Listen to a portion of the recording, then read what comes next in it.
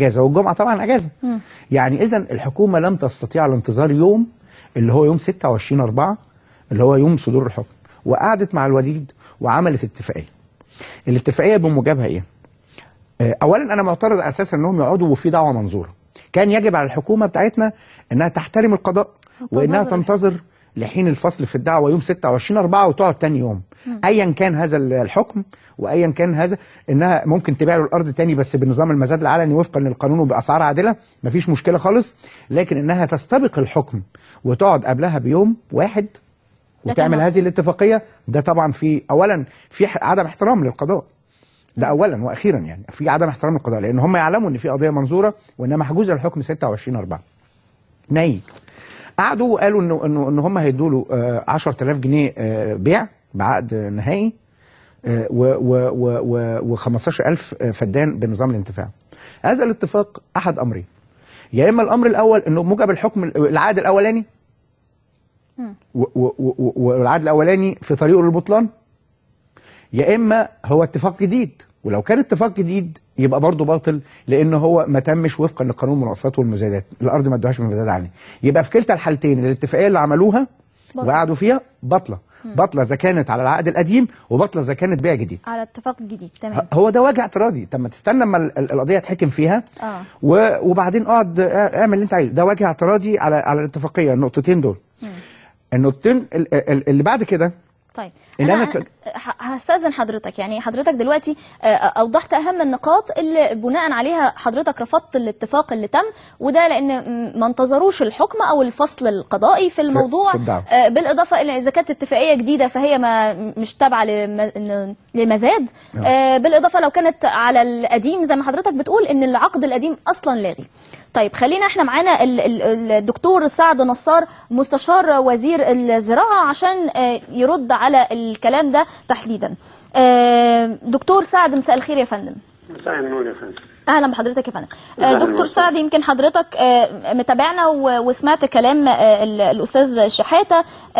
عايزين يعني من حضرتك نعرف، هل وزاره الزراعه قامت بتشكيل لجان عشان تنظر في القضيه وموضوع الاتفاق اللي تم ما بين وزاره الزراعه وما بين الوليد بن طلال في ال10,000 فدان وال15 حق انتفاع؟ الكثير يرى انه باطل، ويمكن حضرتك سمعت راي الاستاذ شحاته في الموضوع. تعليق حضرتك يا فندم.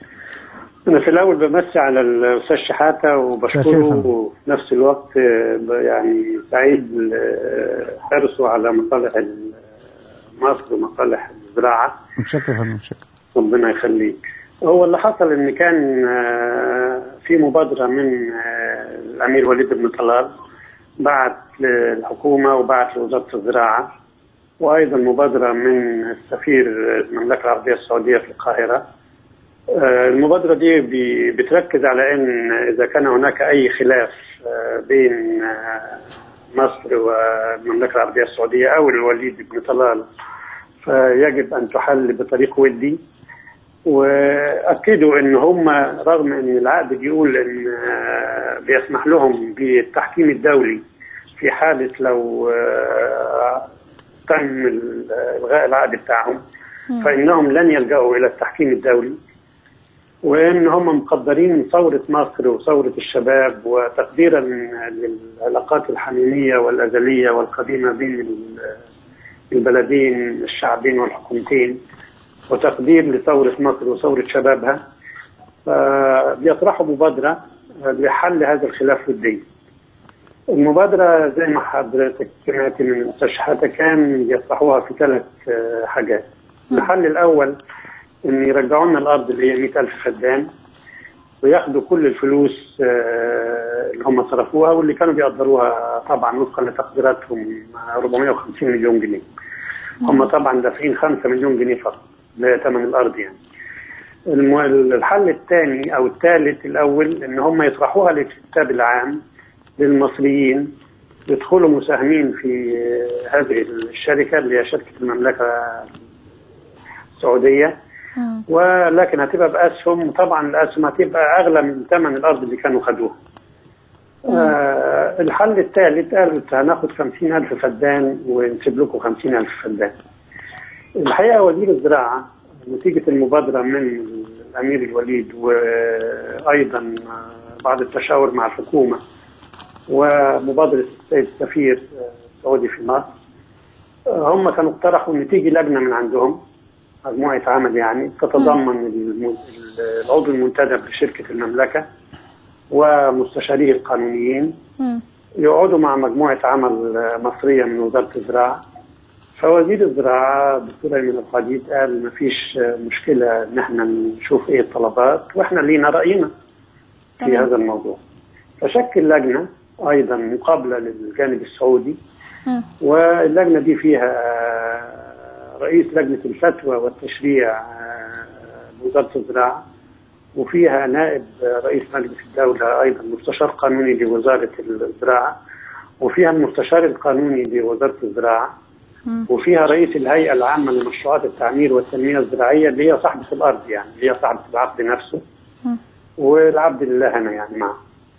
قعدنا مع المجموعه فعلا من المملكه العربيه السعوديه يوم الاربعاء زي ما قال الاستاذ شحاته فعلا، واحنا كنا متفقين قعدنا قبليها على راي معين ان الثلاث مقترحات من جانبهم احنا مش مرحبين بيهم.